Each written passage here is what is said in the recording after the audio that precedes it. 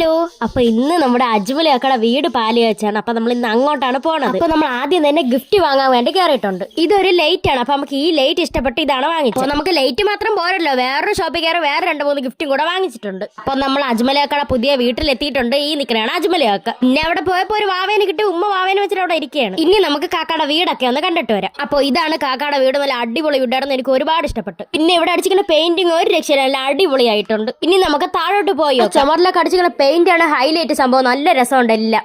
അപ്പൊ ഇതാണ് ഇവിടുത്തെ മാമി അജ്മലിയാക്കടെ ഉമ്മ. ഇത് ഹാളിൽ വരച്ചിരിക്കുന്ന ഒരു മാലാണ്. ഇതും നല്ല രസമുണ്ട് കാണാൻ.